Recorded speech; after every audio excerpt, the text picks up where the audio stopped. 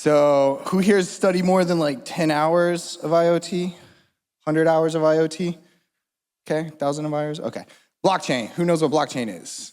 Okay, over 10 hours of studying, over 100 hours of studying, over 1,000 hours of studying? Okay, good. Who here works in government? Anybody? Does anybody work in a business that services government? All right. Cool. So I got a fun presentation for you. One more question. Who here likes free money? Okay, so this is the craziest business ever because that's exactly what we do. We literally give you devices and hardware that makes free money, and it expands the coverage for IoT. You want a smart city? You use our hardware. You want some smart home and devices? You use our hardware. Actually, then you get paid, right? And the tricky part is Alexa, Google, these other ones, it's all about privacy, right? I don't have smart stuff in my house with Alexa or Google because of that. So thanks for letting me know a little bit about you. I'm gonna jump into a little bit about me, and then we'll talk about how we can work together. I'm gonna try and condense about 10,000 years of human experience into about 30 minutes, so bear with me. There's a lot of slides, we're gonna go quick, but I think y'all are up for it, and I think you can keep up. So, slide. All right, that's me, Georgia Tech engineer. Next slide.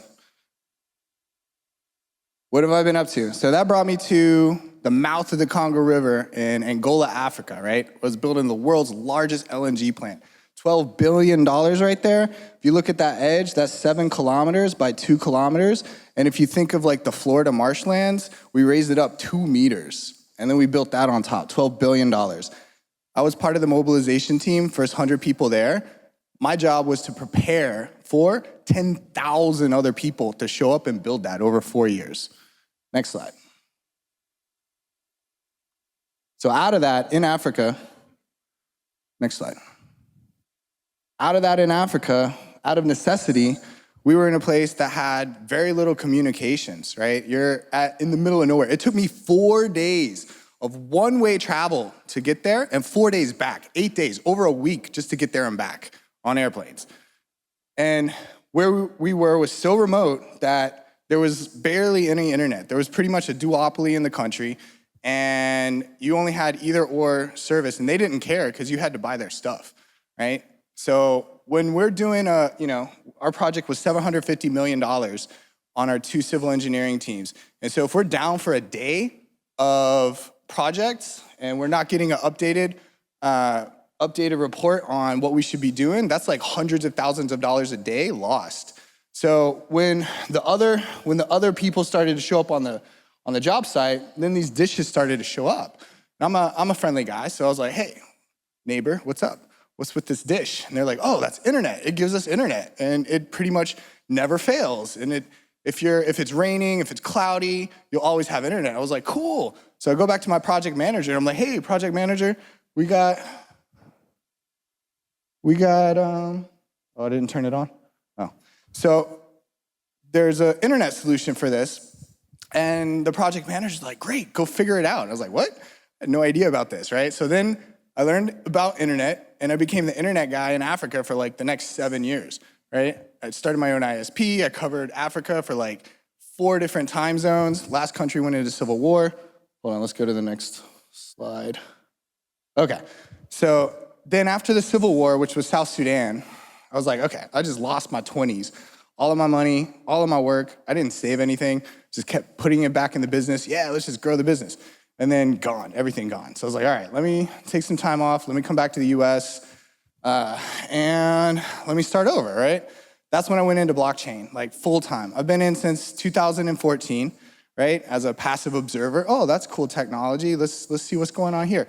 And then when it went above the price of gold and stabilized at $1,000 an ounce, then I was like, okay, now it's time. The rest of the market is waking up. Something's, being activated with Bitcoin. That was like January, February of 2017. At that point, 6 weeks, 18-hour days. All I did was eat, sleep, consume everything, read everything, watch everything on blockchain and Bitcoin. And I was like, all right, this is it. Then I did that pretty much until now, like full time. So one of my favorite projects was Helium, and there was this kid I was trying to find online. It's like, hey, power patron, Helium. Who here's heard about Helium? Okay, nice, I like that. So there was a power patron, the first person to buy in bulk these helium miners, right? I'll get into this in a little bit.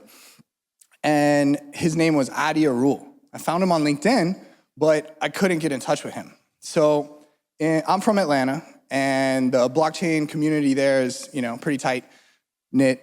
And so I was meeting this person who raised a $200 million venture capital fund for Algorand blockchain. Now it's called Borderless Capital. They're actually about to open up an office here in Miami.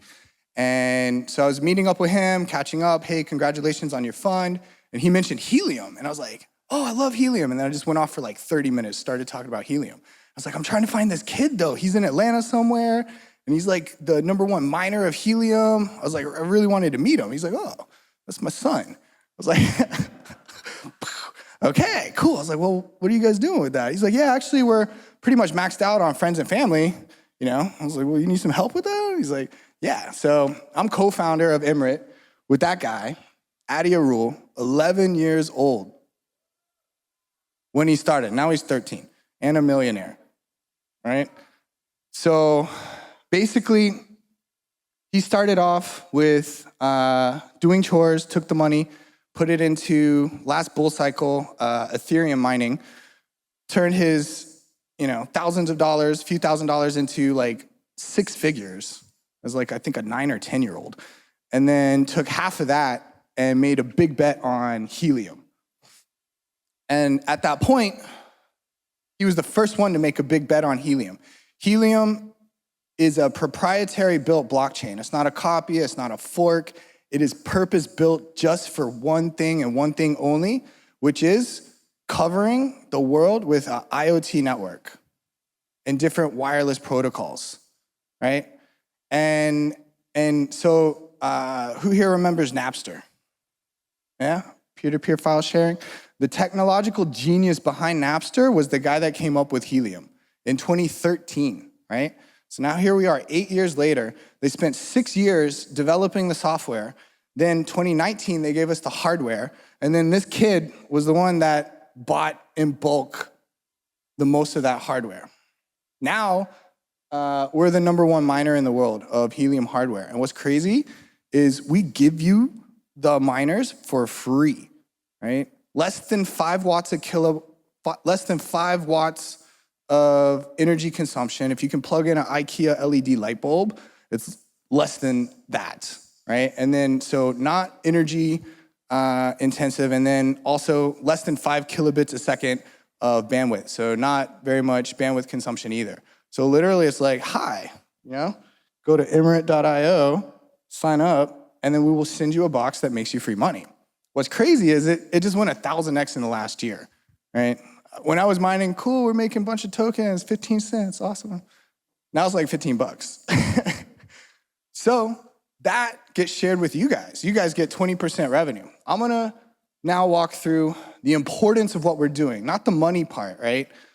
Not the money part. I'm gonna walk through as humans, as civilization, why this is important, how this plays into the bigger picture of things, of what's happening and what's coming. So, what have I been up to? Emrit, and then also Government Blockchain Association. So actually 2017, I started the Miami chapter with that guy over there, Silvio Pupo. If you have any questions about government and blockchain and how they intersect and technologies, yeah, guy in the blue shirt, he's the president of the Miami chapter. Very active. And what I'm gonna be sharing is like, how do you have free infrastructure that pays for itself? Next slide. So these are all the different working groups. There's like over 50, all the different ways that government and blockchain can intersect. It's a nonprofit. If you're a government worker, which nobody raised their hand earlier, then you get free entry. Otherwise, it's a nonprofit membership organization. Next slide. So this, I just took the screenshot a little bit earlier. in 1 year, we went basically from 1,000 hotspots. This is the whole network, not just ours. We went from 1,000 hotspots to almost 30,000. We'll probably hit 100,000 by the end of the year. Next slide. And we're in US, Canada, Mexico, Europe, and Australia and China. Okay, so this is actually what I'm here to talk about. So I like maps. So I'm gonna share with you one of my favorite maps. And we're missing a circle, or not actually a circle. All the rest of this, the outside of the circle, is like nothingness, right? Tau, nothingness. Then we go consciousness, sound, right? Light, matter. If you go to the Bible, God said, let there be light. He had the idea, he said something, light, right? Then universe, galaxy, well, light slowed down as matter. Then we have universe, galaxy, solar system, earth, human. We're gonna be talking about the human level, right? But we're also gonna be connecting how this goes back to the other levels on type 1 civilization. Has anybody ever heard of Kardashev scale and type 1 civilization? All right, you three. Okay, next slide. Cool. So I'm gonna go through this very quickly. This is the 10,000 years of human experience that we're gonna run through, just to kind of put it in contextual framework, because most often we don't, think typically beyond our own lives or next generations, or definitely not multiple generations, or when we're dead, what's gonna happen. But that's normally where I like to think about. So, over the last 10,000 years, we're basically at society 4.0. I'll go through this real quick. Next slide. So in the beginning, okay, actually, that one, if you want to take a picture, that's a good slide. If not, I'll give you like 2-3 more seconds. Okay, one more. Okay, so let's go to the next slide. So basically in the beginning, right, we're chasing our food, right? We're chasing our energy. It's not here, it's not predictable. We gotta go around, pick it up, we gotta go kill stuff, we gotta go forage, right? And then, next society, we were like, oh, hey, I can stick my energy here and I can predictably make all my energy consumption in one place. And that's when we got into like farming and agrarian society. Then we're like, hey, now I can actually take my energy and optimize it and make it way more efficient, and then I can put less time in, but I get more energy back of my resources, right? But the tricky part is every society that solved the problems of the previous society created solutions that aren't gonna be solved by its own society. That's why the next evolution comes behind and solves it for it, right? In the very beginning, this is just a fun story. In the very beginning, UK was actually ahead of America as far as like automobile production, but they put in regulations and laws that said, hey, you need 3 parties to drive your car. You need a flag bearer to walk in front of it. You need an engineer to drive it. And then I guess the passenger. And the speed limit was only 4 miles an hour, right? So that's why the UK didn't progress. But then we're like, hey, mass production, Model T Ford, right? Iterate. And the old technology was built on, or the new technology was built on the old infrastructure of the old technology. This is just a quick thing that we got really good at mass production, the Society 3.0 industry society, but we have so much waste. We actually produce enough food for 12 billion people, but still there's billions of people that go hungry, right? And so that's just a quick slide, right? How do we get more efficient? Well, the same society that creates the same consciousness level that creates the problem isn't the one that's gonna be the one that solves it. So, right, that's what Einstein said. So we have to raise our consciousness, we have to raise our thinking, and hopefully that's what our future generations do, right? We hope they're smarter than us. If not, we're gonna die. Next slide. So, Society 4.0, information society. Hey, we know how to do industrial mass production, and well, man, let's make these little machines that can make decisions and think better than us, and patterns and data and things like this, right? So this was the beginning back in, last century, 100 years ago. And then now we have the first internet, right? The first internet is the internet of data storage, information storage, retrieval, and moving the data around. That's internet 1. Internet 2 is blockchain. Next slide. Okay, I'll get back to blockchain. So this is actually where my company focuses, is this Internet of Things, right? Well, I want convenience. I want data. I want these sensors, right? Why do I need to walk over there and check on something? Why can't that just give me the data feedback, right? In places that are hard for humans to get to, that places that are inhospitable, places you only need to check maybe once a year, why not just put a sensor there, right? And I'm gonna go over why our company is really helping this, because the biggest barrier to why we don't have super smart societies, super smart cities right now is who's gonna pay for it, right? The infrastructure costs, who's paying for that? Well, we do, right? And we're gonna give you something that makes you money. It's a no-brainer. Okay, so this is what's happening in the next, well, I guess we're supposed to be there now at 50 billion devices. But that's the trajectory, right? So just the main thing is look at the acceleration of the curve. That's what we're following, right? And the tricky part is that all of the incumbent systems right now with all these devices, right, are having to pay for the infrastructure. They're having to pay for the towers to go up, all the devices. If you wanted ubiquitous coverage in the United States for like IoT, working on the same radio technology that we work on, we're talking about like tens and tens of billions of dollars. But then they're not gonna get the money back for so long, so they didn't build it, right? So they're sitting on it. All right, next slide. So these are the main categories, right? Smart homes, wearables, smart cities. That's the one I'm most interested in. Anybody that wants to talk about government infrastructure, please, I want a trophy project, that would be one. And then you have all these other categories, right? And so just more sensors, more data. Next slide. This is how IBM thinks of it. Real quick, device, cloud, global network, local network, and then all these things, right? All right, next slide. So here's the tricky part, is that so many slides create so much data, right? My level is on the data creation level. Then after that, that's where you get into the machine learning, deep learning, AI. We need machines to process this kind of stuff. Next. Okay, here's one of my favorite slides to be kind of aware of, is the number of patents filed for artificial intelligence, deep learning, machine learning, right? US has been dominant up until around 2015. And then after that, China just took off. You see the growth curve, right? That's the thing to be worried about.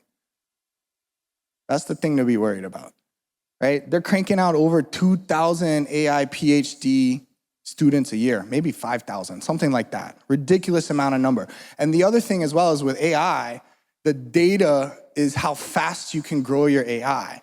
Well, who creates the most data right now? That's China, because they got a bunch of people, right? We don't have that many people. All right, next slide. Who recognizes her? Yeah, Sophia, okay. So, next slide. The artificial general intelligence, artificial super intelligence, right? That's like the next consciousness, right? That's the next. How do we create something that's gonna solve our problems that we created ourselves? Our grandparents, our parents, ourselves, the problems we created, is it gonna be our kids that solve them? Maybe, but probably better bet is, the robots. Heart-based robots. So this one's just a quick one on, blockchain that I like to share that, most people don't know. Old internet is like little protocol, bunch of applications, right? Facebook, Google, your phone stuff, that's all in the application layer, but the protocol layer is very tiny, which is why it's a very small security and very easy to have so many vulnerabilities, right? Blockchain, big protocol layer, tiny application layer, which is why it's security. If you just look at the protocol layer, just put security there instead. You can see the difference between those two. Next slide. Go back. Okay. So the analogy I like to share is blockchain is, for the first time ever, the memory of human civilization. It's our memory that is immutable, can't be changed, single source of truth, right? I don't know how many people are from other countries, but like I've been around the world. I lived out of the world for 10 years, right? An expat, been to over 70 countries. And it's interesting to talk about history, because when I'm like in Brazil talking with my Brazilian friends, they have a different version of history, and it's not the same one that the Americans are taught in American school. And they're like, no, that's not how we learned it. I'm like, oh, okay. So there's different versions of history. And with blockchain now, we have, for the first time ever, to have a single version, or even multiple versions, but at least those versions can't be manipulated or changed, and you can at least compare and contrast and subscribe to the ones that you want. So for us, blockchain is the memory of humans. Let that sink in. So before, we had the Library of Alexandria, gone up in flames. We lost so much knowledge, so much time, so much information, so much advancement, took us back, right? Now we have blockchain. Now we have a way to remember the past. That's a whole nother thing. Next slide. So what does the future look like? Okay, so Japan, a few years ago, they hit 25% of the population hit over the age of 65. They have a negative declining population, which means they're not making more babies to take care of the elders as they get older, which is why they're really big into robots and healthcare robots, right? So then they're like, hey, let's rethink the way that society's built, because the way that it's built right now isn't gonna help me when I'm 80 years old and we have less population to take care of it, right? If you got a declining population, those people aren't gonna be growing up to take care of your grandparents, right? They're gonna be doing something else. So they had to rethink, oh shit, we're all gonna be old, and somebody needs to help us and take care of ourselves into the future. We need to rethink society from the ground up. So they came up with this idea called Society 5.0. We'll go through this real quick. Next slide. So the old way is that you're having to do all these different activities, and then it goes to the cloud, and then it comes back to you. Next slide. Right? Old way is you have to go to these places to get serviced, right? New way is, actually we're seeing this now with COVID, right? It kind of accelerated this. Now the services come to you, right? You don't have to physically go there. Now remotely, digitally, it comes to you. Next slide.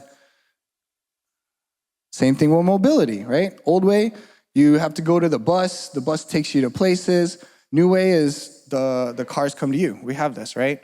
Uber, Lyft, drones coming soon. Next slide. Same thing with infrastructure, right? Old way, human has to go check it out.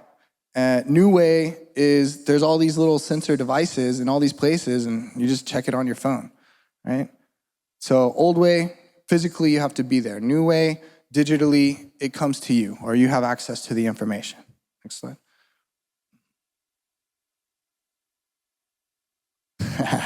Okay, so where does Emrit, my company, fit in? This is the fun part. We are building the central nervous system of the world for the woo, yeah. For the heart-based AIs. I don't want the warmongering ones. For the heart-based AIs, right? So how is this possible? Well, we're on unlicensed spectrum, which means you don't need to have permissions to buy the spectrum. Like your Wi-Fi, your Bluetooth, your radio, XM, AM, FM, all those are, well, actually no, the radios are licensed, but the AM, FM, but the Bluetooth and Wi-Fi, those are unlicensed, right? universally around the whole planet, they're like, hey, this is good for the human population. We'll give them Wi-Fi, all right?